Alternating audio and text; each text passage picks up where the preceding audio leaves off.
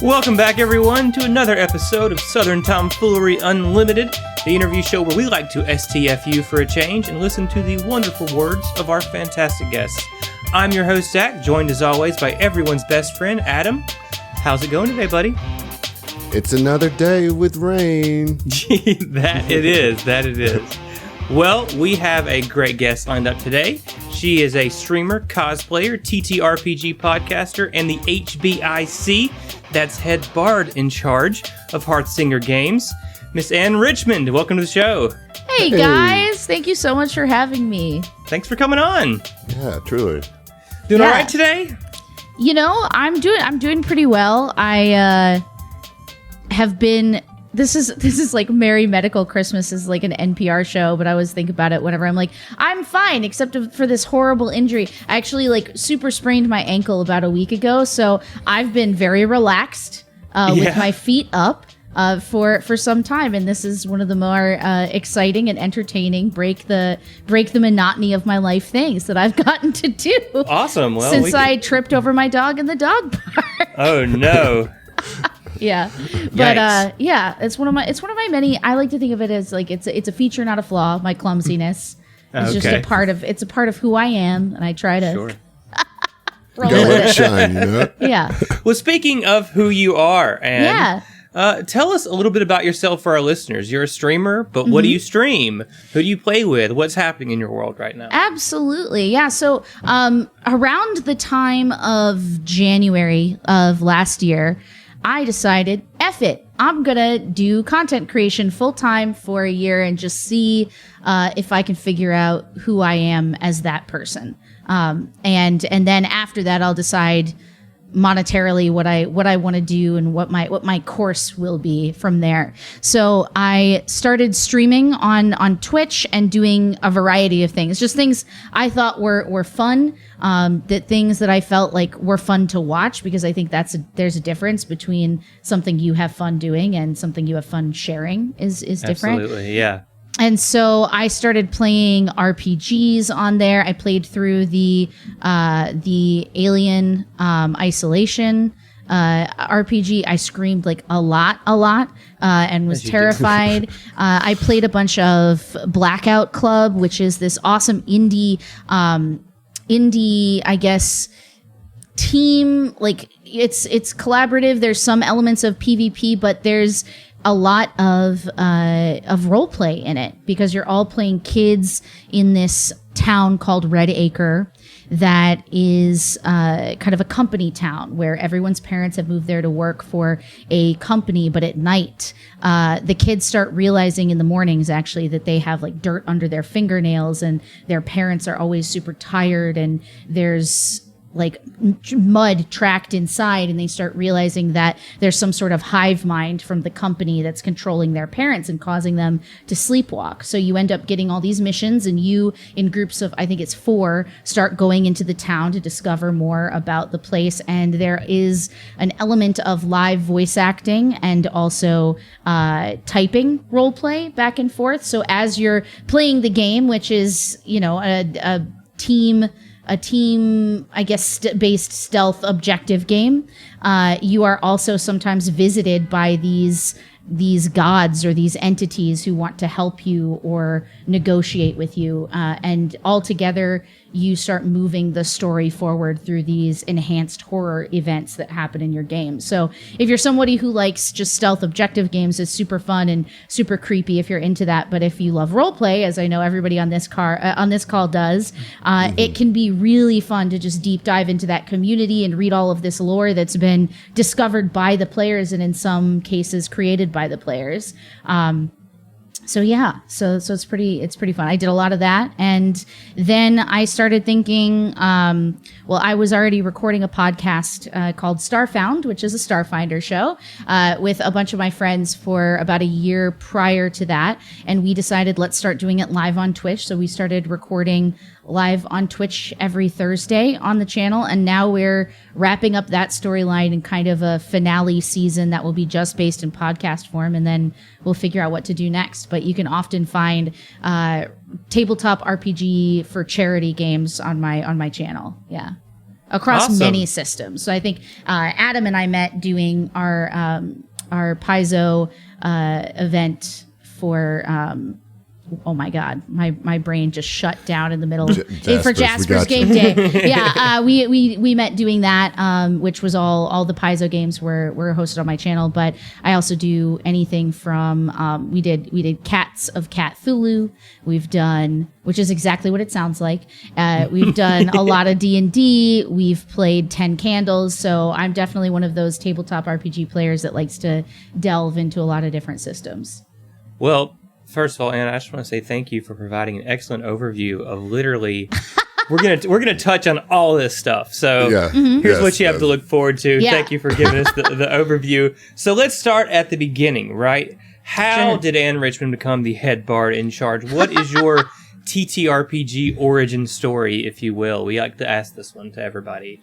Sure. Yeah. So my TTRPG origin story began in high school. I went to a boarding school, and my theater teacher's daughter and son said, "Why don't you come over and stay at our house?" Because they lived locally, and I lived in Chicago, but the school was on the East Coast. And so they were like, "Hey, why don't you leave campus for the weekend and come hang out with us?" And they were super into stage combat and had all these weapons and were super nerds just like me. And so my first memory of playing Dungeons and Dragons was 3.5 with her brother running the game for us and teaching me how to make my first ranger, whose name I do not remember. But I just said, I just want to be Lady Aragorn. That's what I want to be. and so that's how it was. But yeah, so we played all weekend long, and I remember we were sitting at their just rough-hewn wooden tavern-like table with all of these shields and swords and stage combat weaponry hung on the walls, and that was how it all began. And so we played that weekend, and then I didn't play again really until college, after college. And I started watching, what was it? I feel like I was watching The Guild, and I was super into World of Warcraft, and then something happened where I just felt like, man, I really want to try that D&D thing again. Let's get back there. And so I got a group of friends together, and I've been playing with that group and many others ever since. Awesome. Yeah. Fantastic. So you said that you were into theater, which brings me to my next question, because I feel like these sort of go hand in hand, being into theater and then also getting into cosplay. So can you tell us a little bit about what draws you to that craft, and maybe what some of your favorite cosplays that you've done have been? Absolutely. So I went to theater school. I went to NYU Tisch, and I went to the first place I was there was Playwrights Horizon Theater School, which it's kind of like not to mention She Who Shall Not Be Named, J.K. Rowling, the worst human in history. Well, not the worst, but she's up there for me. But it's kind of like Hogwarts in that you get sorted into different styles of theater teaching. So if you could be in the experimental theater wing, or you might be studying Meisner technique. And I was in Playwrights Horizon Theater School, which was for the kids who do it all, the Ravenclaws, if you will, who wanted to do acting, directing, and design, and creating original work and writing for stage. And so even though performance from an acting perspective, and for me singing as well, was at the top of my list, I had directed one acts in college, and I also really loved the visual design element of theater and film. And so I was not someone who sewed at that time. So I focused more on set design and prop design and things like that. But then after school, I started getting sucked into YouTube and nerd culture via, I think I mentioned The Guild already, but for sure. I was a huge fan of that and fell into kind of, my later geek life, acceptance of who I was. And part of that was bringing the nerd that I felt I had to keep inside, just frankly, to survive high school, at boarding school, where, I think we talk a lot about, first of all, I'm intensely privileged and I accept that about myself. But, the fact that at boarding school, if you're getting bullied, there's no escape from it. Like, you can't go home. You just live there with your shame and your self-loathing. And so I very early on adopted, I think I started boarding school with like all of my Star Wars posters on the wall. And then after like year 2, I was like, okay, I'm going to be milquetoast. I am going to be a nerd because I study hard, but I'm not going to talk about like all this other stuff that I love. And so it wasn't until, coming to New York and feeling like, yeah, I can just be who I want to be, and getting through hiding a lot of my nerd stuff in school to get through, being accepted as a serious performer in that space, that I finally afterwards was like, what am I doing? I'm just not enjoying things that I want to enjoy. And a part of that was discovering through my interest in World of Warcraft, Kamui cosplay. Yeah, And she's incredible. Yeah, and I was like, wait, people go to BlizzCon and they dress up as night elves and orcs? Like, this is so cool. And so I ended up going to a BlizzCon and seeing it in person. And then eventually for me, it was, I was afraid to get involved for myself because I felt like, as a person who is not a tiny model archetype person, that I would be made fun of. And that was like the worst possible imagining for me in my mind at that time. Now I'm just fine with it. But at the time, that's what kept me from delving into it. And I remember going to PAX East one year when some friends like paid my way and had me do their makeup for Darth Revan, and she was going to be a Twi'lek. And so I was doing all this special effects makeup, and I thought, I'm waking up at 6 a.m. in the morning to make somebody else's fantasy real. Like, what is wrong with this picture? And so my first cosplay was Appa from Avatar: The Last Airbender. And I went to a friend's house in Long Island, and we bought all the fabric, and I felt like if I was an animal, it wasn't really about other people's opinions. It was about, I need to divorce myself from like needing to be a model. If I'm a sky bison, then I can do that. So I made like puppetry arms and stuff so I could move all of my arms and legs together. And I went with a group of people that all did Avatar cosplays, and we just had the best time ever. And so that was the beginning. And so for every show after that, I set goals, and I went from needing somebody else to do the sewing elements, and I would hand sew the rest. So anything that needed to be structurally sound in that first cosplay, I had done by a friend of mine, and then I sewed the rest of it together. Like, I sewed the arms together and created the rest of it. And then after that, I started realizing that YouTube is a tremendous resource where you can learn anything. And I was already enjoying so much content online that it made it easy to realize, somebody can teach you to do something. You don't have to go to a home ec class to learn how to sew, or, go to an after school class, or, an evening class to learn it. There's so many resources. And so for every of those initial costumes, I think I did Chromie from World of Warcraft one year. I did...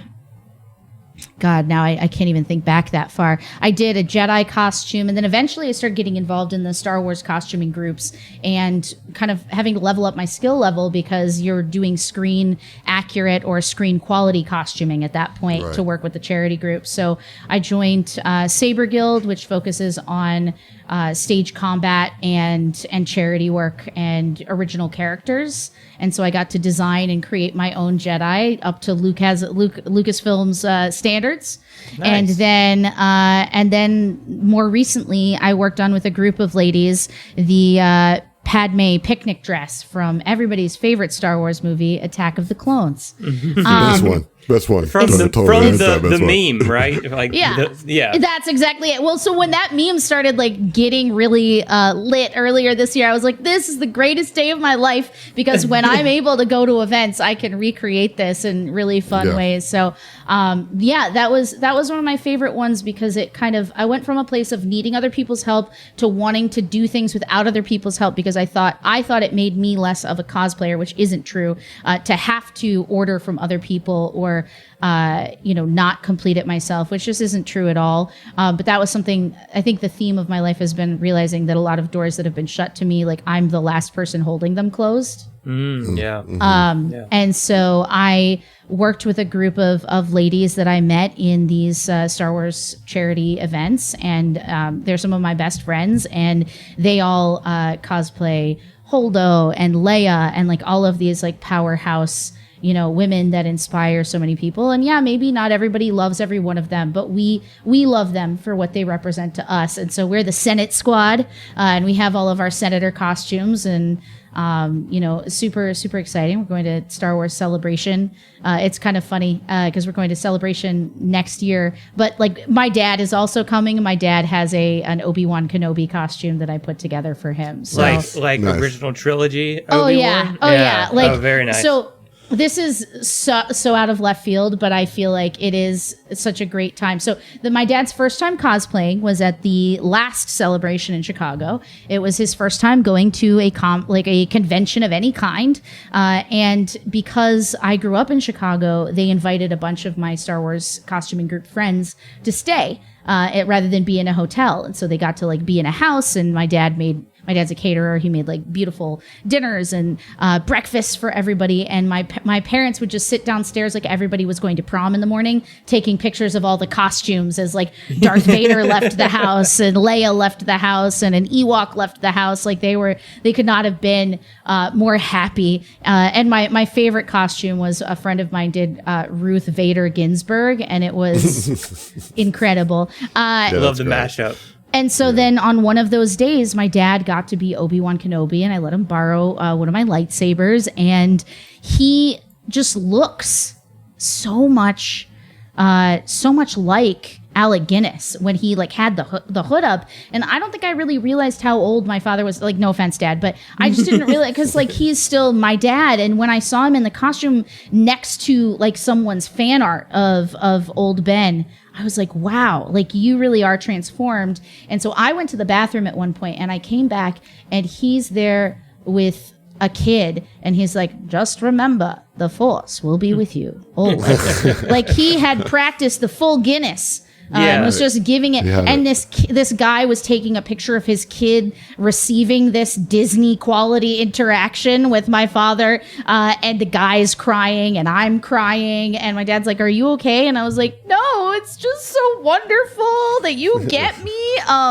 And so he's excited. I'm just in touch with my emotions. Yeah, I think some would argue I'm very in touch with my emotions when it comes to that stuff. But yeah, so he's coming along with the Senate Squad, and we're going to do Star Wars Celebration and Disneyland and the whole deal next year, when we can finally, hopefully a little bit more safely be with everybody again.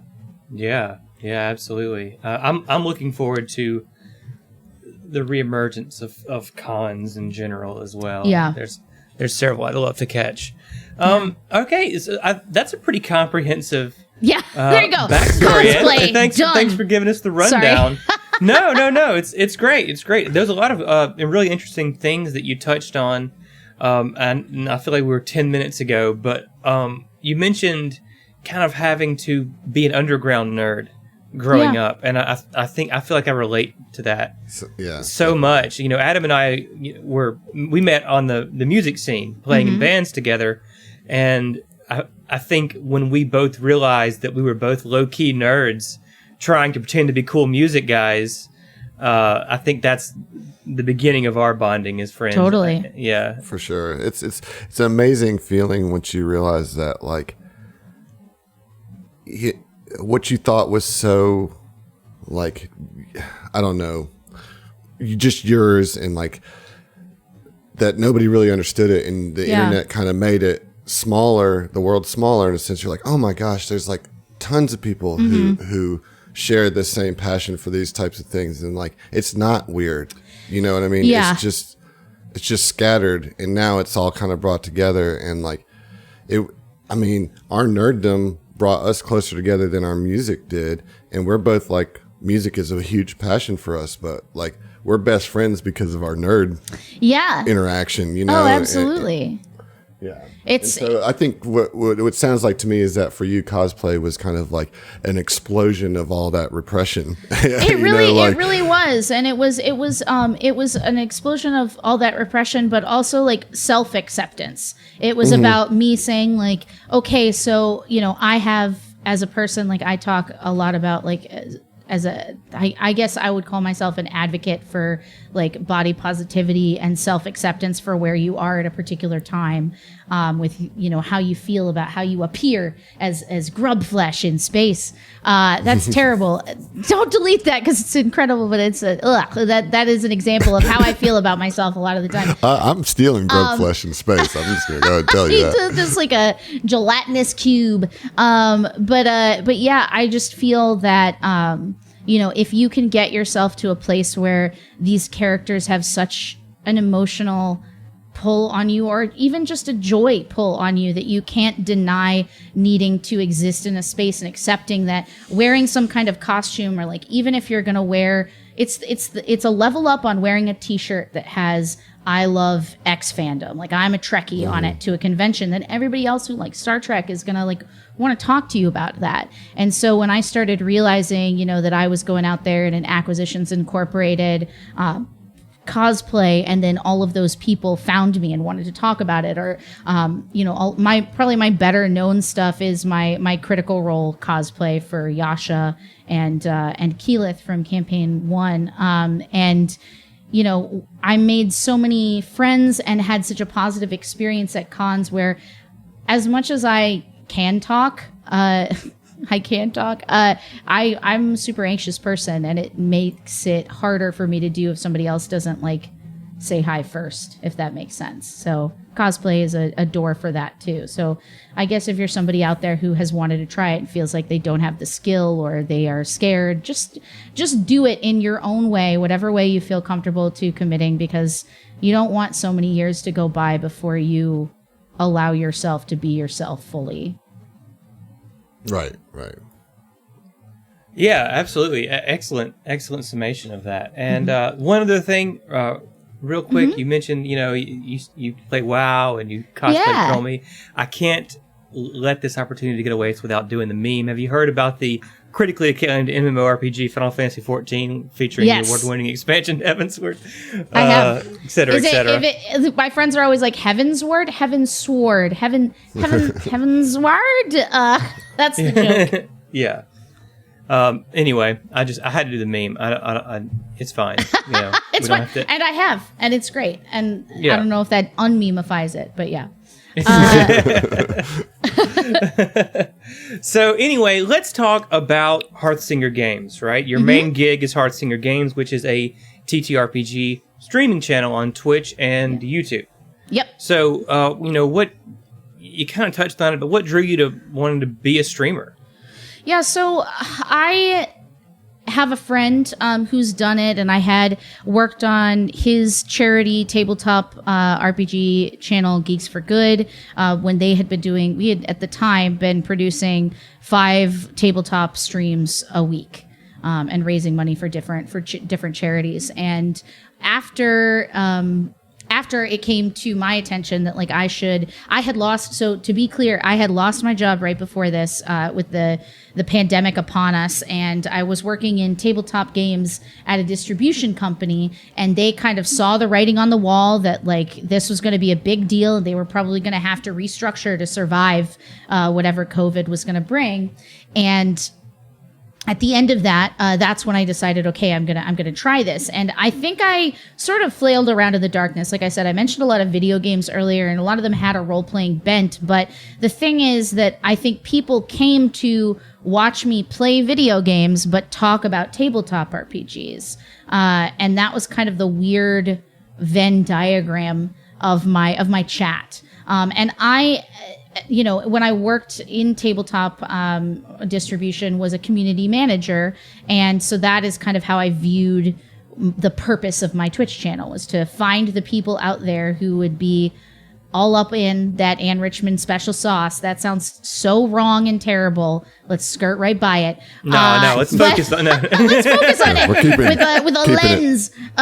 No, but yeah, so I that's why I made it. And that's what I started exploring. And it wasn't until I sort of started realizing that I needed to have things that lasted a little bit longer that I started to explore the YouTube angle, because I was a big fan of a lot of YouTubers and I liked editing videos, but I was scared to start my own channel for whatever reason, just because I didn't know what the dividends would be. And the thing that's confusing, I think, to people starting out is that Twitch can actually net you, you know, a monetary reward faster, but it's, in terms of its lasting rewards, unless you super take off, you get kind of stuck where you are. Whereas every time you put out a YouTube video, it's kind of like playing the lottery. Like, it could take off, the algorithm could pick it up and start pushing it out for you. The discoverability there is higher, and so your ability to continue to grow even if you do nothing is higher, which is different than Twitch. Because if on Twitch, you know, people are always talking about, even big streamers, like, I'm afraid to take a vacation because if I don't exist, they're a click away from having fun with somebody else that day, and maybe then every day thereafter. And so that's how I got involved in YouTube, because it just made good sound business sense to start trying to put out a weekly or bi-weekly video on YouTube. And I started seeing exactly that my videos were getting pushed more on YouTube, that the growth was happening faster on YouTube. And I'm not trying to say that I am like a big YouTuber, because I'm definitely not.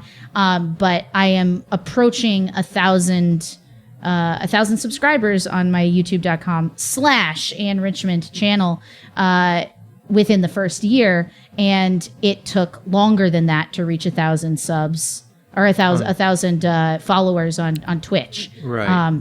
And I feel like the views are going up exponentially, as opposed to on Twitch. Like, let's say we do the Jasper's Game Day thing, and it brings so many new people who discover and subscribe for that month. But then if you're not giving them the same type of content they came for, and I can't produce, days of, 10 hours of tabletop RPGs every single day, they start to fade over time. So if you're out there and wanting to stream, absolutely, I would say do it if it makes you happy. But if you're looking for, creating a footprint for yourself on the internet, make sure you diversify your content across multiple platforms. And that's how the other channel really took off and came to be. And I won't say that I don't want to stream anymore. I like streaming, but all of my streaming I found really serves discovery of my YouTube channel at this point. Yeah. And the streams, I have moved away from video games completely, and they're always talk shows or podcasts about tabletop in some way. So on Thursdays, I have a stream sponsored by Eldritch Foundry, which are fantastic makers of custom miniatures. And we do a show called Building Character, where I build a character and their character creator and talk about it, or build a character from an adventure path or a campaign that I'm playing through that's pre-written, and my interpretation of what they look like as an NPC in the character creator. And that's kind of Thursday's stream. And Friday's stream is usually like we'll do class Thunderdome, where we'll bring in 3 classes, and each of us will argue.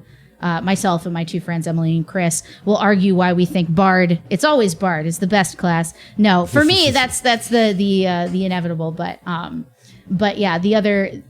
We'll do stuff like that and play games and things like that, or have serious discussions like the role of tabletop games in our mental health and things like that. So, yeah.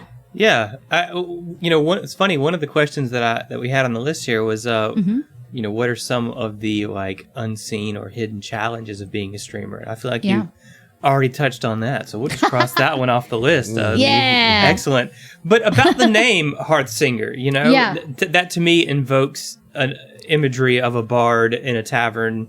Is Absolutely. That maybe a character that you played with the surname Hearthsinger, where you drew that from? So the first time that I recalled hearing that term was when I was playing World of Warcraft and we were running Stratholme, and there's like the Hearthsinger that you have to find and kill for whatever reason, because it's Stratholme is a bad place full of bad boys, and so well, Stratholme really didn't have much of a chance, Yeah, it really didn't. So you go there and you kill this person who's been horribly overtaken by undead mania or whatever. I can't remember exactly. I'm sure people will be like, well, actually, that's not exactly. But that was basically the quest line within a dungeon to do that, and so.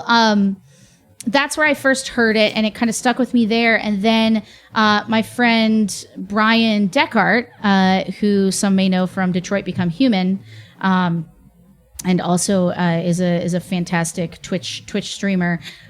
He and I wrote a web series. It's all coming back to me, called O-Cast, which was a mockumentary about the Greek gods living in New York City. We made like 6 episodes of it for funsies after we finished college. And Brian directed it and we wrote it together. And I played Hestia, the goddess of the hearth, which I was playing around the same time that I was having this nerdissance in my life. And so that was around the time that I was playing a ton of World of Warcraft and was in Stratholme every other day. And that's how the name kind of stuck with me. And when I was sort of branding myself online with whatever username I was using in various, signups for various games or, accounts and things like that, I would always use Hearthsinger. And so then it came time to start running those tabletop games with Geeks for Good for charity, and they were like, what's your GM name? And I was like, I could be GM and Richmond, but it came together. I think somebody else decided it was going to be GM Hearthsinger, and that's how it happened. And ever since then, that's what it's been, and it goes with my Bard branding and persona and heart, and I wouldn't dream of changing it. And so that's how it stuck.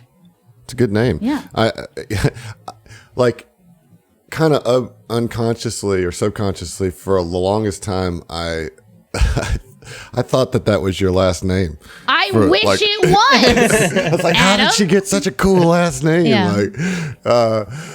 But so you mentioned this earlier, but for a week in May, your channel became kind of the Paizo Game Systems hub for Jasper's Game Week. Yeah. Which was a charity for suicide awareness. And I even had the great pleasure of GMing you on one of those days. And it was, by all measures, a huge success for Jasper's. And so can you tell us a little bit about how that came together and how you managed to organize so many games and so many personalities? Totally. Totally. Well, first of all, I did not do that alone, or even, I think the big person that should get a lot of the credit for pulling it off is Jason from What Do You Pods. Mm-hmm. Indeed. He knows everyone. Shout out to Jason. Yeah, he knows we love him. Angel. Literally the hugest shout out. So taking it back, that's I just wanted to, like, before another word be spake, let me set the record straight that like that show, the operation of it during that week rested on my shoulders. But what he did to make it happen was Herculean in its largeness. So before that, it was kind of a weird cross section of the two parts of my life, right? The part where I had worked with Paizo because I had worked professionally in game distribution and had interviewed Eric Mona and some other folks for various game releases that we were going to put out on our company's YouTube channel, which was at the time called Active Player Network. So I already had that relationship with Aaron Shanks, who's the marketing director over there. And so when I guess it wasn't him. It was Jasper's posted saying, hey, we want to do a Paizo event. Like, who do you think would be good to rope into that?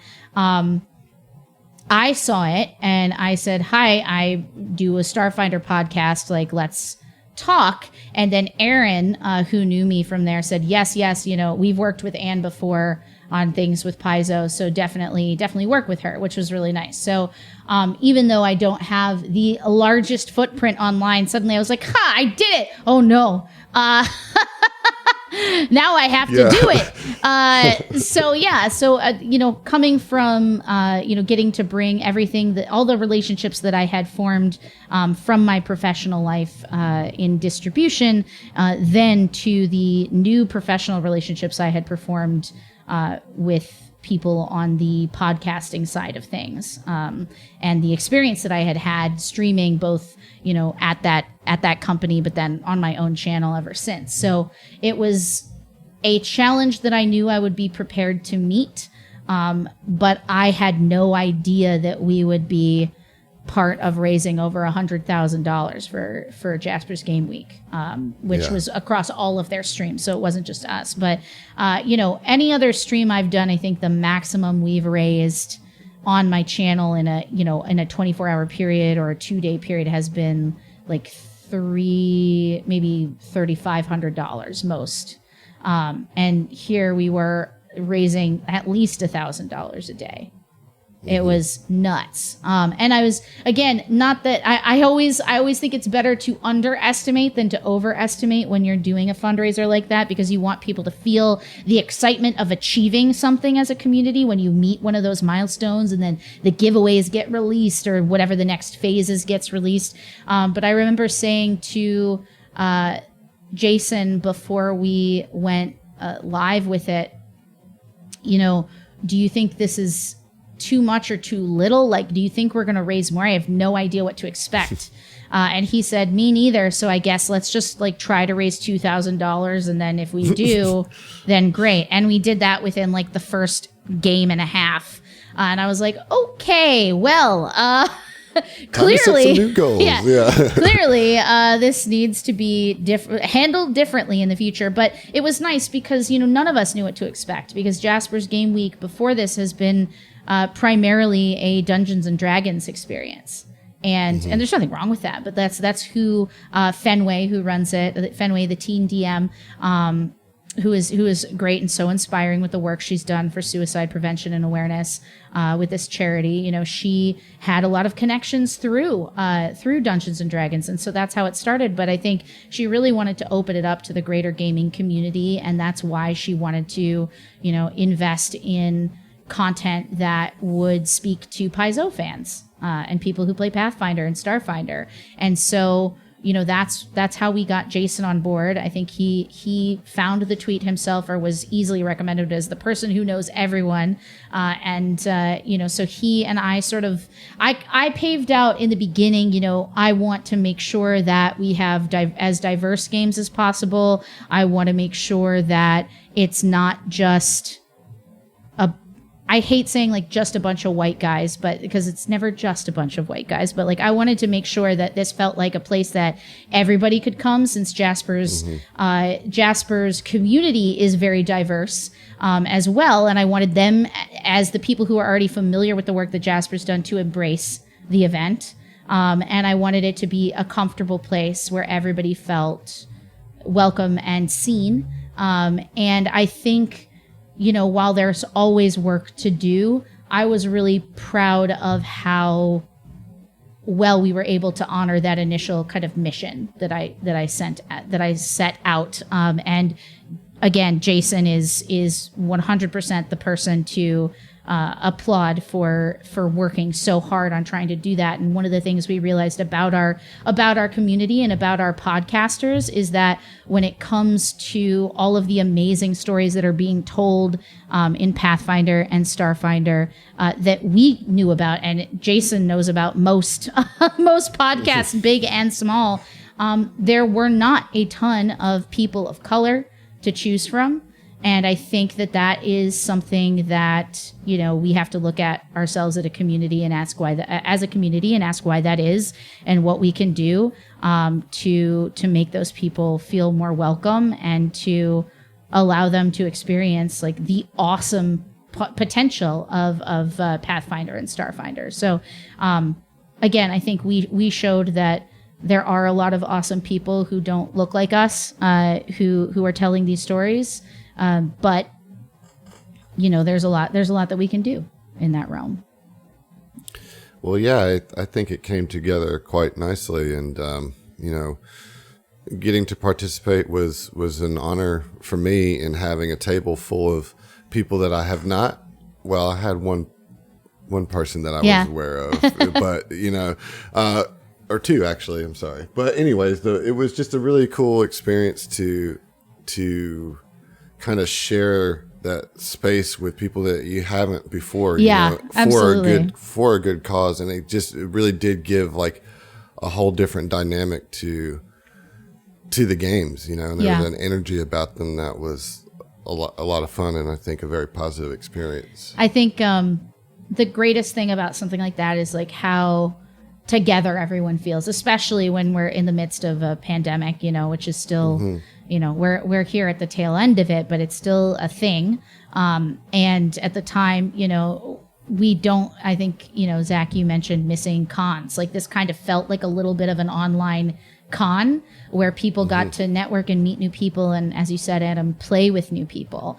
And I loved that aspect of watching the games and playing in a few of them, because I'm also obsessed with how many different ways there are to approach tabletop games, both as a player and a GM. And so it's really fun to see people's different styles come out, and getting to play in a game run by you that has your, flavor and kind of relaxed style to it, is so fun because, I don't play with another. I mean, every GM is different, but I don't play with another GM where it feels like you're just kind of having a conversation. Everybody is like taking it seriously, but it feels very comfortable.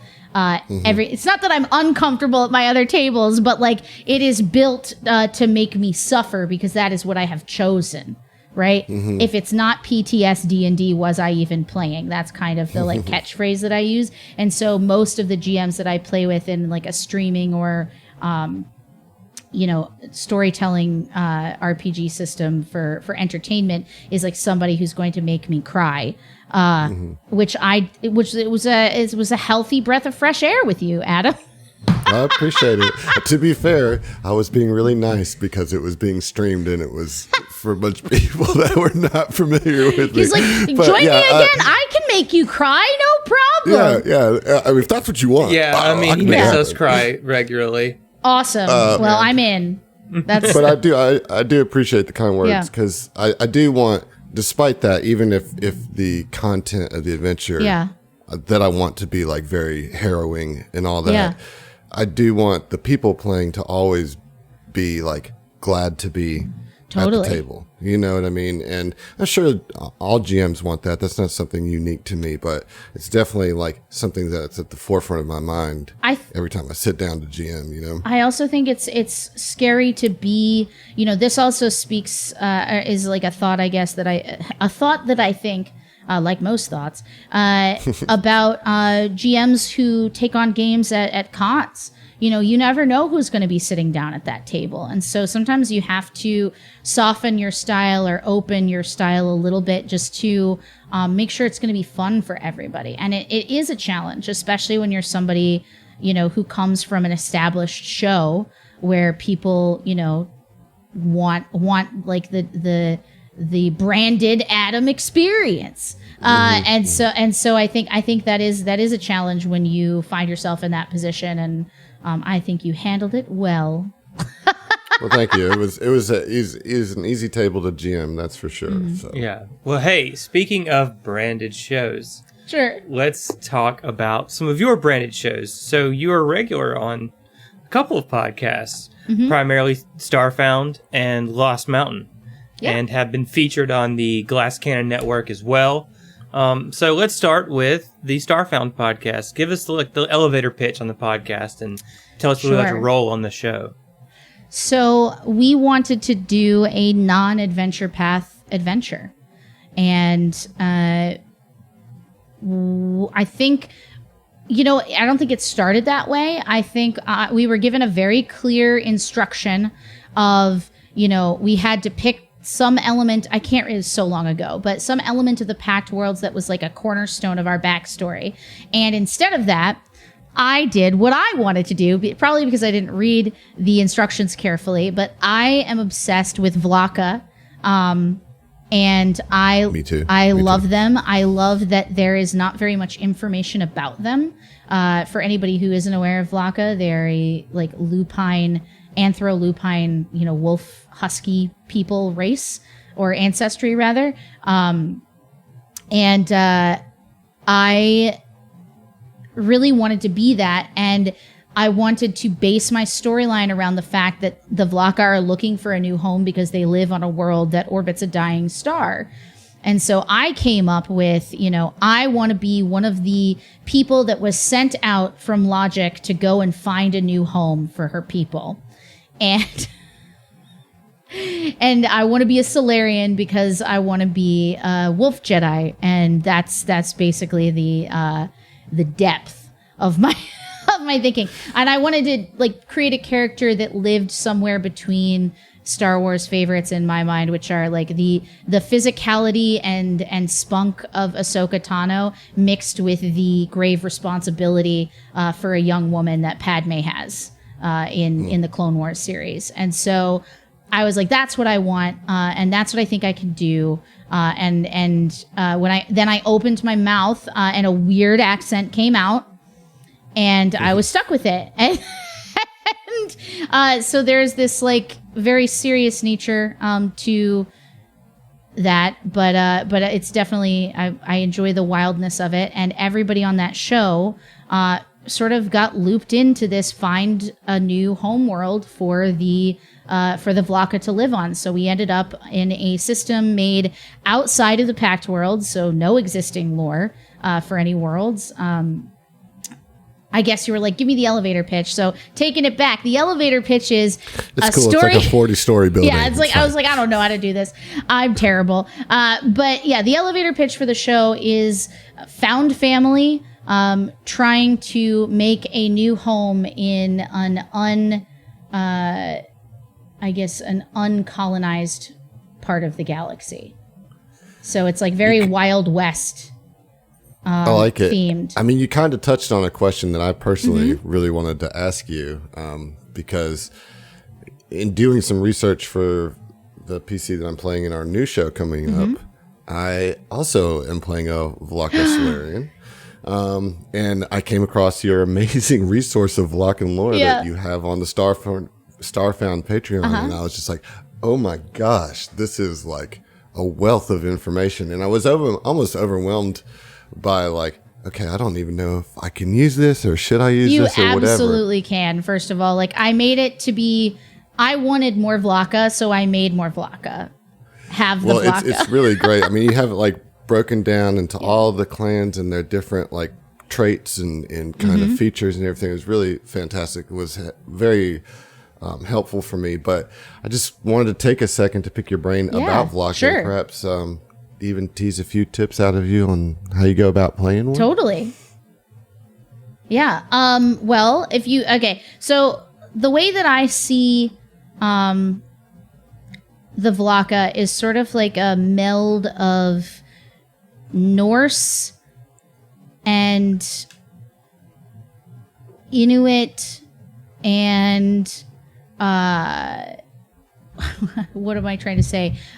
Celtic kind of in style, in that there's this focus on family, and you live in these harsh environments, and there's this loyalty factor. And then there's also, the fact that wolves have packs and pecking orders, and that I started to see that sort of theme amongst all those three cultures very, very strongly. And so when I went into naming everything, I did some in that lore book. I did some look into Inuit names and how they name and what they stand for. And so that's how I came up with the Amaruk name, which now I don't even remember what it stands for, but that's how I came up with all the names for all the different clans that there were.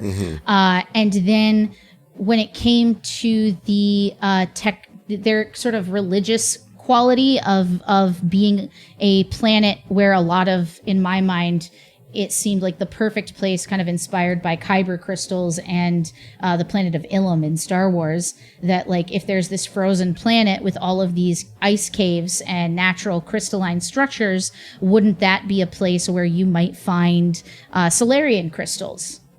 And so I kind of came up with this idea that they worship Desna and the black butterfly. Some worship some worship the other. But that many Solarians who are dedicated to those gods either come there on their, I guess, like similar to like a journey to Mecca, they might come there, but a lot of Solarians who are born from the Vlaka, they discover these kind of underground crystal palaces and cave structures that where you can hear the music of the spheres, especially the blind Vlaka can hear the music of the spheres. And so that was kind of a lot of the just baseline notes of what I thought would be cool to work with, from just extrapolating from the little seeds of story hooks and stuff that Paizo gave us. As far as the way that I have played one and think that the cultural center of them is, to me, it is about most Vlaka are about family in some way, whether that family is their blood family or their pack or their crew. That being said, they're definitely sweet doggos who want to make sure that everything is fair. And that's something that Paizo is very particular about, which doesn't mean that people can't be like the one Vlaka who's not like that. You absolutely could be. But culturally speaking, I think, that is what makes them succeed and fail. Like, how do you end up where your territory is the one place orbiting a dying star? It's probably because you're a little too nice a lot of the time. And the reason they haven't found a new place to be is because, and this is something that Amaruk has to deal with a lot, is she doesn't want to be the bad guy, but in order to be a leader, sometimes you have to be at least respected, and some of that respect comes from fear at times. And so I think that's a line that Vlaka in leadership positions have to walk, is how do you become the alpha? Is it because you're the best fighter and everyone is afraid of you, or is it because you are, good and you take? It's like that meme about alpha males, where it's like, if you've ever described yourself as an alpha male, you're not an alpha. Where are your snacks? Isn't an alpha somebody who provides for the pack? So I think about that with her a lot, is like her role as provider, but her core is much like a dog, needing to be loved and liked, and probably forgiving too easily and getting caught up in that terrible cycle. Yeah. I've been screwed a lot, guys, in this game. Yeah, I plan on similar experience. Can you share anything that you've decided about your Vlaka? We've already recorded the first 4 episodes, I guess, at this point. As I said, he is Solarian, and he is the captain of a, we're playing fly free or die. Yeah. So it's when we start, we're just a regular old freighter crew, and he's a brand new captain who, I will say this, that has spent a lot of time running away from his responsibilities because he's so focused on the stars and finding a star that works. Yeah. That he almost was overwhelmed with the potential and the expectations that he had from the get-go. Cool. And so that's why he's doing a blue collar gig that just travels a bunch, because but then we'll see how it goes from there. That's super fun. Yeah, one of the things that I got excited about lore-wise, leading up to the Jasper's Game Day stream that I did, was I did a stream that was very focused on logic and the Vlaka, because I wanted to use some of the lore that I had written in the document you talked about, and I found all of this information about the idea of the Stair of Stars, which is the constellation that points the way to Desna's palace and her demi-plane where she lives. And so the idea to me that the Vlaka planet would be one of the stairs, that one of the planets in the Stair of Stars constellation, and that if if the planet goes out, if the star goes out, if it becomes a black hole, then what happens to people's ability to connect with Desna? So I love the idea of like Vlakas being obsessed with stars in some way. I don't know. I love them. Play Vlaka. Play more Vlaka, everybody. That's if you take nothing away from this, play that, and definitely go watch that stream if you have a chance, if you're interested, because I wrote some cool poems about Vlaka and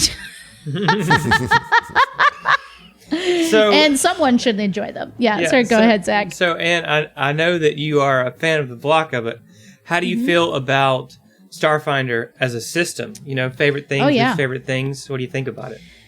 I love the ability to customize. I love the classes are really interesting to me, and Paizo is always releasing new stuff, and there's so many things I haven't gotten to see or play with. I like the far-flung experience of Starfinder. Mm-hmm. It's great. And I've played elves. I've played I've played Lashunta. I've played so many different things in Starfinder, and I always want more. Right? Like, it is never a game where I'm like, okay, well, that was fun. I guess I had my space venture, and now I'm done. So if anybody's looking for another player, I'm always interested. But I will say that for me, as a neurodivergent person, that all of the math and the crunch factor makes it very difficult for me to DM. And I have come up with a lot of fail safes when we're playing live to do a lot of the math for me and like track the conditionals so that I don't miss anything. And even then I'm just like, why is I have to roll the dice and now I don't know what I'm supposed to add or subtract from it because there's so much going on. So I find that to be a little difficult in Starfinder, but not prohibitively so. Just that if I'm not in the mood for Starfinder can feel like a suck on my energy rather than revitalize me, if that makes sense. Right. But if I'm like ready for it, if I've done everything else to prepare my body and my soul for Starfinder, I'm usually pretty good. Yeah, I mean, the crunch is definitely a factor, and I completely understand that. That was initially one of the things that I did not like about it, and I guess over the course of 2 years of playing the system, it just sort of... you just get used to it. I also feel like, and this is something that everybody's going to be like, oh, hot take, but it's actually not that hot. I either love Starship Combat or I hate it. Like, there's no in between. I'm either bored out of my mind and frustrated because I can't do anything to be that helpful, or I am like, I'm on the edge of my seat because one roll will come down to whether or not the entire crew dies right there. Right? Mm-hmm. And I either love those stakes or like I feel so betrayed by those stakes, I guess. Because when I'm rolling the dice to determine whether my character lives or dies, I'm like, I can own that. But if I'm rolling the dice or somebody else is rolling the dice that determines literally everybody's life or death in this game, that starts to feel like my agency is so taken away from me. But that is what it would be, right? Like, if you're having space, like, I don't deny that is the reality of it. It's just the emotional reality of playing through a moment like that can be really rough. Luckily, it's never happened to me where I have died because of something like that. But guys, it's been real close. Well, I've found that really leaning into the role play part of Starship Combat makes it 10 times more enjoyable than if you're just thinking about the crunch. And I've certainly, that part for me has been easy on Starfound because I play a Vlaka, so I'm often either the captain or the gunner based on my stats versus everybody else's. And so I have a very clear job to do. It's which cannons are facing that way. These ones roll the dice and shoot. I'm not worrying about applying or removing that many conditionals unless I happen to have a round where I'm in the captain's seat. Right, right. Absolutely. Awesome. So let's real quick talk about Lost Mountain, which is a podcast run by the fantastic Eleanor De Lorenzo. featuring yourself and Sydney Emmanuel as players and using the, is it Vaesen? Am I pronouncing that right? Vaesen. I always pronounce it wrong. I'll never get it right. I've been carefully trained by Eleanor to say things correctly. I'm sure. So in Vaesen, you know, I stated earlier, you did some work in the Glass Cannon network producing androids and aliens. So is this where you met Ellie and Sid, or had you known each other prior? So weirdly, Eleanor's husband used to work with me at a company where I worked. So that's how I met her, because she came in and I was like, oh my God, it's Usagi Tsukino from Sailor Moon. And I was on my nerd bullshit, and she was like, oh, I like that thing that you have. And I was like, do you also like nerd shit? And so then she was the one that I wanted to hang out with like company events when like people would bring their spouses. So that's how we met each other. And then she knew that I was into tabletop games, and she was going to be auditioning for the Glass Cannon originally, way back in the day. And I was like, sure, I can help you with that. So we had like some early conversations about like her audition and what the games were like. And I was already playing Starfinder at the time, so I gave her some, you know, tips on what to expect from the game and stuff like that. And so that was how in the before times. And then after Glass Cannon, I definitely met Sydney there at Glass Cannon. And it was I think Eleanor, and I also know Matthew Capitacasa, who is a great example of somebody who, had I been really out about things that I was nerdy about in college, we might have started playing tabletop games with each other much earlier, because we would have known that anything about each other. But instead, we just stared at each other from across a room and said, "Hey, what's up?" So that's how I met them, and that's how sort of Lost Mountain came together.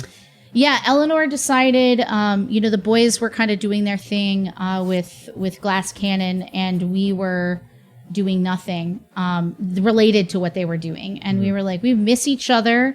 Eleanor really wanted a chance to be in the storyteller spot. And she obviously has such, like, one of the greatest privileges of playing with her in Vaesen in particular is because she has an emotional and intelligent connection to the source material. Right, yeah. Being able to play a Nordic horror piece with somebody who grew up there, is really, really cool. And I got to learn a lot about, a place culturally that I don't have a lot of relationship with. So I've never been into like Norse mythology. It's not that I hated it, just wasn't on my agenda. Like, I spent most of my time being interested in Greco-Roman mythology. And it was through that podcast that I was like, okay, I'm finally going to do this. I'm going to read. I read Neil Gaiman's Norse mythology. I actually did that live on my Twitch channel as I was like learning more about it. We had like a book club kind of on there where I'd go on there and read it aloud, and then we'd talk about the different myths and stuff. And so I did that and wove that into my character Astrid Nieberg's occultist backstory. Excellent. Yeah. So when we interviewed Eleanor last year, only the prologue for Lost Mountain had been released. Yeah. Now that the entire season is complete, what kind of were your overall takeaways from that experience? Well, one thing is that, the story for those characters is, I believe it's over. And it is so cool to get to. This is the third time I've finished like a campaign, right? It's the third time it's happened for me. And there is something so satisfying about it. And so like, the sad that feels good, right? When you're just like, I cry because I miss this person, or I like miss living in those moments like with that character, but not like sad because like I'm upset. And like, I love that kind of romanticized tragedy of a character's story coming to a close.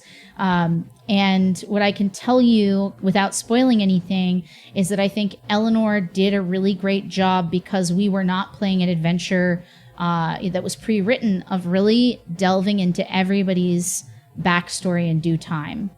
Between me and Sid, and I didn't know if we were gonna, like, how far we were gonna get with Astrid, and like the 1-2 punch in the last, I would say, like in the latter half of the show. I got to feel so much character growth, and working with Sid was really fun. I know, they come from playing Starfinder, which, as we've said, is so crunchy, and we certainly were finding our way in those early episodes as far as, how much to talk and how much to banter and how much fun to have, quote unquote, before the bad stuff started happening. Yeah. But one thing that was true from the start was like we had these one-on-one scenes with Astrid and Henrik, Sid's character, that really felt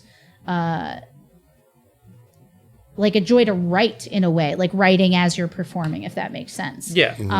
And I love doing that with Sydney, and I like that because we only had 2 players in the early game before we brought on guest stars and before we brought on Kaya Amara, also from Glass Cannon Network friends, to finish out the series with us. Like, we really got to establish this buddy cop duo of Astrid and Henrik that I think is really unique in the tabletop RPG storytelling as performance space. So yeah, I mean, especially having a small party. Yeah. Just that in of itself is unique, Yeah. And then to be able to dial it into something specific like that, like a partnership or a buddy cop, as you said. And for us, we also got to do the thing of like, can a man and a woman be friends? It turns out they can. Like, I think people early on thought that from the prologue, like, ooh, they're gonna date. But like, I very specifically in the beginning, was like, Astrid is married and likes her socialite life. It's a shield for her. And that was one of the cool things about Vaesen is that, if you're somebody who wants to play in the context of history where, sexism exists, but there's also like fairies, then this is great for you. And that was one of the things that Ellie and I talked about early on, was she was like, if you play a woman like the way I'm writing this, like that might be difficult for her in some scenarios. And I thought, I love things like Downton Abbey and period pieces where like the women have this really cool power that they have to learn how to wield, but not overtly, if that makes sense. And to like powers over manipulating, it sounds so rude, but like getting men to do things in their stead where they would never be accepted in that room. And there were times where like we would get into places and, Henrik would just be like, oh, I'm an investigator. They'd be like, come on in. She'd be like, wow, I can't believe you can just go somewhere and say you want to see somebody and they'll let you. That's crazy. But that was one of the fun things about Astrid was, leaning into a hyper feminized character who understood, the rules of society and, fancy life at that time period. But who also, beneath that is all just a cover for the fact that she is obsessed with, lore and myth and legend, and believes in the ancient Norse gods and Freya in particular. And that was so fun to get to play with throughout the story, and it's more or less relevant at different times. But, that was kind of the fun line that I got to walk. And, Sydney did such a fantastic job of, having Henrik's own priorities be so clear. And I think that's what made it fun for new people towards the end of the story to come in, because we had that time, right, to establish ourselves as a partnership. Right. And it made it easier for us to open the door to those people because they didn't have to establish so many truths at the beginning of jumping into a guest spot. But y'all were very much lived in by that point, Yeah. Yeah. All right. Well, excellent takeaway of that. I appreciated that. I mean, if someone hasn't checked it out yet, I think that's a great hook. I think that was a good elevator. That was a really good elevator. Thanks, guys. I think it's a great. I really do think it's great for people to check out now, because so much of what I hear, and I love listening to tabletop shows in podcast format, but so much of what I hear is, oh man, it'd be so hard to get into Critical Role because it's so much stuff. Right. Or, oh wow, how far in is your podcast? Ooh, you're like 3 seasons in and over 100 episodes. Like, that's so much. But I think it's cool that Lost Mountain kind of exists in its own space, and it has a beginning, a middle, and an end. And like that story with those characters is already over. So you can kind of it's a complete decide, is that an amount of time I'm willing to put in? Yes. It's like you pick up a book, how thick it is. That's what you're doing with Lost Mountain. So I hope more people will check it out. Yeah. Yeah, I would encourage those of you that haven't to definitely do it because, as you said, it's not a lot of commitment comparatively, and it's a lot of good payoff in that. So well done for your part and just all around. Lost Mountain was a great show. I hope that y'all do a new story.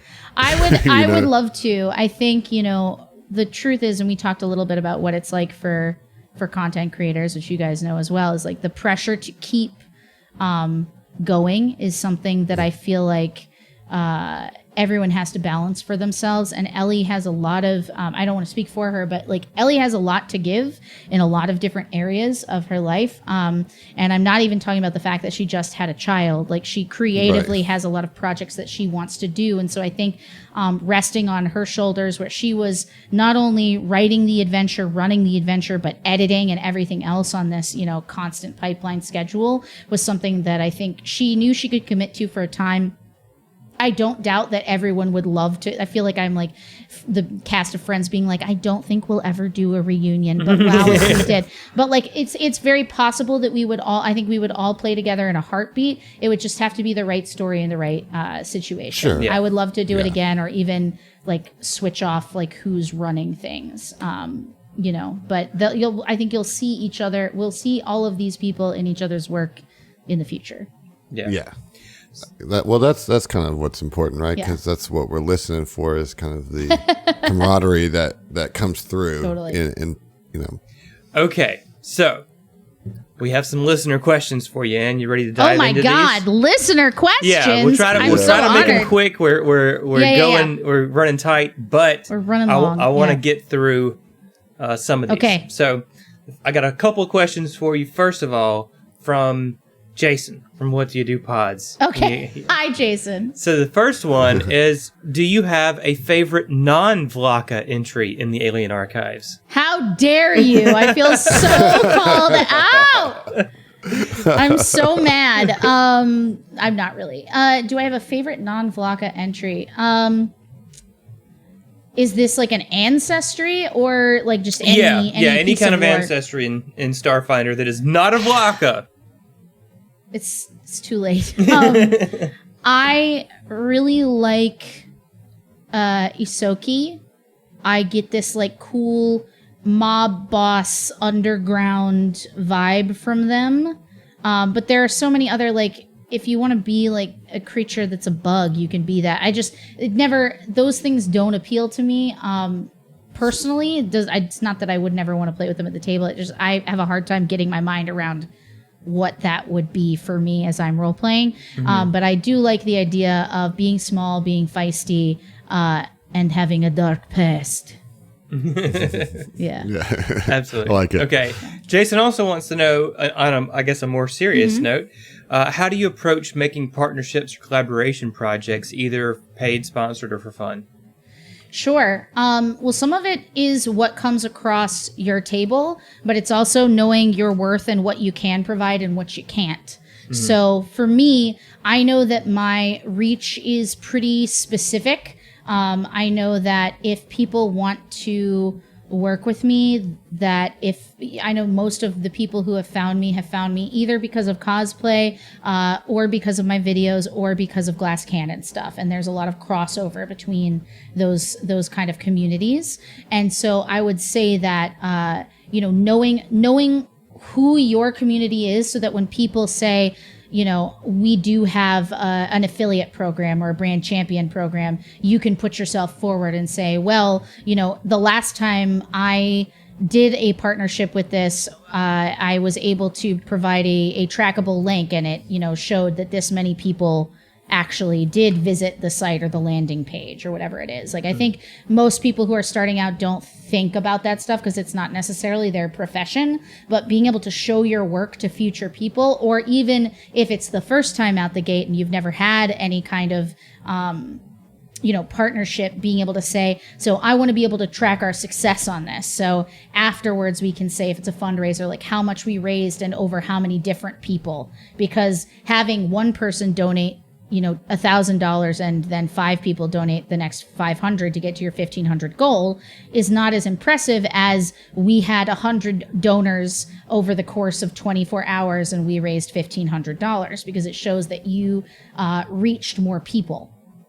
So being able to break things down for that in terms of what success looks like if you've never done it before, and then what successes you've had if you have done it and you're pitching somebody new is really, really important. And to make sure that the people that it can be really tempting at first to like try to get sponsorships from anybody who will give them. It's really important for both the sponsor and the sponsed to get value from that relationship. And if you are not aligned, then it is not going to happen for either of you. And knowing your worth means saying no sometimes. Yeah. So if people come across your desk and they're like, we want to do this with you, but it's going to be extra work for you, and they're not actually willing to give you the money to produce your stuff, but there are other currencies other than money. And I would say to definitely be aware of those, but to be cautious of them. So you get plenty of exposure. Yeah, exposure is not a currency. A really good example, and I'm happy to share it, is my sponsorship with Eldritch Foundry has been me advising them on how to do a better social media approach across different channels, because that's what I do professionally, outside of like me being on shows and making my own content. And it also results in like they give my patrons a bunch of stuff on Patreon that I don't then have to pay for and provide. Yes. They give me giveaways for every like I have an infinite amount of miniatures that I can give away, whenever I need to for whatever project I'm on. So that's that, and the crossover, right, with the Venn diagram of who I'm talking to, that is of value to my community. They are painters, they are role players. Even if they're not painters, they might want a custom mini, so you have to be thinking about that when you're choosing, because you can't have a ton of sponsors. Right. Yeah. Excellent. Yeah. Thanks, Jason, for those questions. So I've got a couple questions here from a listener of ours, Brian Old Scratch Johnson. He asks, do you know Old Scratch? I do. Okay. I do know Old Scratch Johnson. Fantastic, then. Old Scratch asks, as someone who has both played and GM'd and recorded content, which do you prefer? It's really an easy answer, and it's to play. I like to GM a lot, but I love playing on air because it gives me a chance to listen to other people and not worry quite so much about like the timing. Because the difference is that when I am DMing a game, I'm also the producer, right? Which I don't necessarily mean like running the going live part of, all of that. It's really also the aspect of like, I'm thinking about, is this a good cinematic story? Like, where's the break going to come? Mm-hmm. Like, how can I get us to break? How can I communicate silently with my eyes that everyone needs to like, let us get to a finishing point, or that this scene is over, so that added stress is, totally doable. I enjoy it, but I think playing edges it out a little bit, because I get to, really dig into a character, and performance, as is my bread and butter. Right, absolutely, and I can definitely relate. I just started GMing a show, and I feel that so much. Regrets already. No. No, I'm really enjoying it, but it's definitely it's a lot more to take on. Yeah, for sure. And obviously, Adam goes without saying, can relate. He's just sitting here smug as fuck. Look at you. Yeah. I only have 2 arms. Yeah, right. Anyway, another question from Old Scratch is, he says, obviously we come from a Starfinder focused group, but I know that you are familiar with D&D 5e. What are some of the strengths that 5e has over Starfinder, and then our friend Sput adds, and vice versa? Oh, man. Pros for Starfinder are that it's just weirder. There's so many more things, and it's newer and more open to interpretation, and it allows for like a whole other access point of references. It's like Guardians of the Galaxy meets Firefly meets Star Wars meets Lord of the Rings. You know what I mean? Like, it's just got a lot more breadth in there, which is not to say that there isn't, Starjammer stuff in Dungeons and Dragons lore, but in that aspect, I think, lore wise, it's just got it's like Portland, where you want to stay weird in Starfinder land. Keep the Pact Worlds weird for sure. I agree completely. Yeah. As far as like, I don't really believe that one necessarily has one over the other. It's just what works best for you, right? Like when I need a story as a dungeon master that I know is going to be easily moldable, especially on screen or when it's being recorded, 5e feels that way to me because I can move a little bit more cinematic and it's looser. I can get through combats faster and things like that and keep the story rolling for me personally as a dungeon master with D&D 5e rules. So that's nice for me. But I do think that another aspect of that is it's less... you're more likely to have a good experience earlier with 5e than you are with Starfinder, because Starfinder, even at level 1, you've got feats, you've got all of this stuff, and if you're a new player, and when I say you're more likely to have a better experience earlier, I mean for somebody who's new to tabletop gaming. That's what 5e was built to do, is to introduce people to the hobby, and I think we can all agree that it's done that very well, especially in recent years, and that's wonderful for everybody. But yeah, I think that's one of the harder things. Like until I got, what is it, Hero Lab? Is that what it is? Yeah. Yeah. Until I invested in Hero Lab, which I did right before Jasper's Game Day, because I was like, no reward is worth this, because I had to make so many characters so quickly. Right. I was just like, wow, I always come to session 1 having missed something in my character creation, and then having to track all of the abilities I had was just really difficult. Yeah. I think that having the online character sheets, and there are a few for Starfinder anyway. Hephaestus is a new one now that's nice. Picked up, that's free. It makes a huge difference. It makes all the difference. It really streamlines the experience for the player, for sure.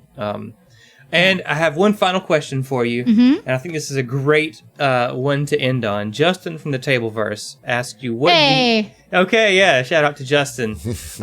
He asked, what do you see as the next big step in your journey as a full-time content creator? Oh, man. I'm going to make more content. Yeah, it's a scary, scary world. I would say the next big step is for me to produce a show top to bottom. And that is something that I've actually been working on for a little while, not to like super preview on anything, but I guess kind of like I've for the last year been like, if I really want to succeed, I think I'm going to have to either dungeon master or play in something that I have more creative control over, as opposed to just being like, my friends and I really want to do a thing and I think we're a good time. I think, at a certain point after you've experimented for a while, you have to become more manicured in your approach to how you think whatever you're making is going to fill a space that's unoccupied. And so that's what I'll say about that. And I also think, there's a reality to needing to work with people who are established in order to succeed. And so a lot of that is having the money that you need to pay the people who will help bring your content to more people. And maybe that's a depressing answer, but that is why it's taking so long for the next step of what I'd like to do, because I've talked to people who are willing to commit to certain things, but, I need to make sure that I can pay to have, like, if I can't do it with the right people, I'm just going to do the same thing I've done over and over again. And ain't nobody got time for that. Yeah. I'm already doing those things. Yeah. So I think that's the next thing. And I'm excited for it. I'm getting closer and closer monetarily to being able to be like, yeah, I can spend $10,000 on this, but I'm not quite there yet. And I don't know what system it's going to be in, but I think that in the next year and a half is probably going to be something you'll see from me as a new entry. Yeah. Excellent. Yeah. Well, hey, thank you, everyone, for the questions, and thank you so much for coming on. It's been an absolute pleasure, having guys. you on. Thank you so much. It's been really great. If you want to take a second and hit us with your plugs. Where can people find you? What you're working on? What do you want to sell to the folks? This is the time.